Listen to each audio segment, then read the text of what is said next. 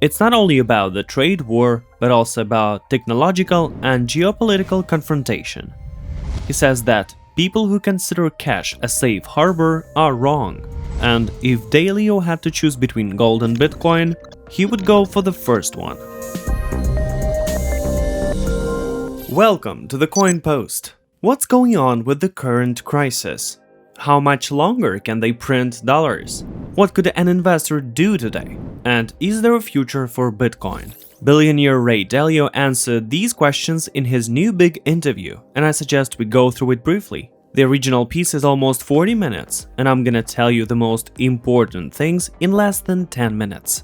I hope I've earned your support and likes for saving your time. Let's start.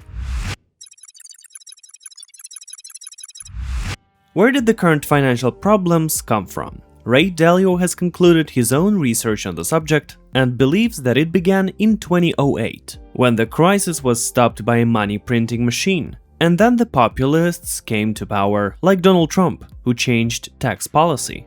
These facts led Ray Dalio to single out three major trends that now dominate the world. The first is the creation of long-term debt and its monetization, which affects the entire financial system. The second is the gap between the rich and the poor, as the current social stratification is comparable to what it was between 1930 and 1945. And the third fundamental trend is China's rise, which challenges the US. It's not only about the trade war, but also about technological and geopolitical confrontation.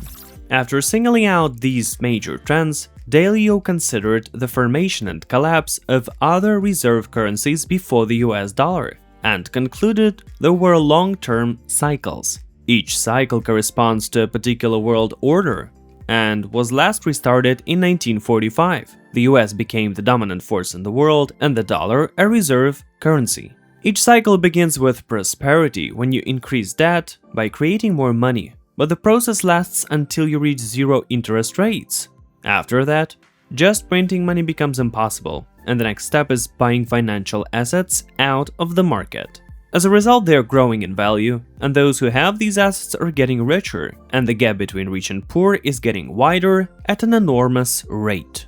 Dalio drew parallels between the gold being confiscated from the population of the US in 1933, the gold standard being abandoned in 1971, and the Fed's uncontrolled money printing in 2020, announcing an infinite quantitative easing.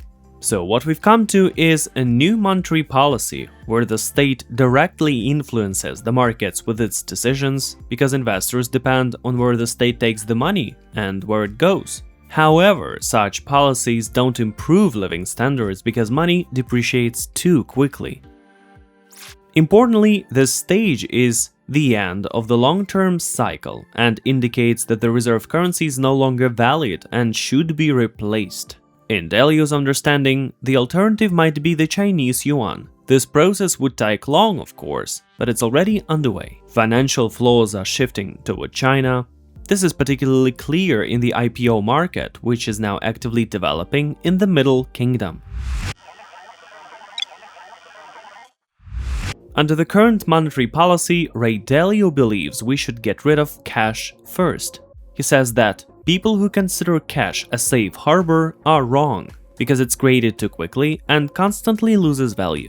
The billionaire also believes that diversifying your savings is the right thing to do. In his view, diversification implies not only different types of assets, but also different countries.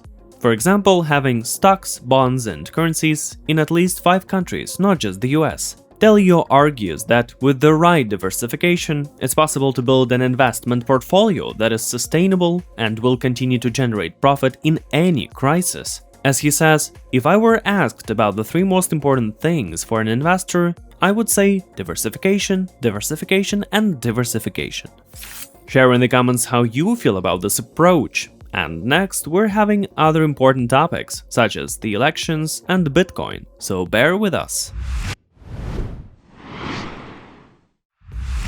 How could you do without the US election? But don't expect Dalio to support Trump or Biden. He takes a different position and believes that the most dangerous thing that could happen in a society is civil strife.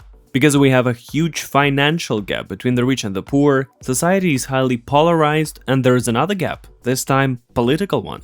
In such circumstances, people tend to believe in their own truth and turn a blind eye to reality. Their personal point of view becomes so important that they start believing in lies, saying half-truths, blaming their opponents, and so on.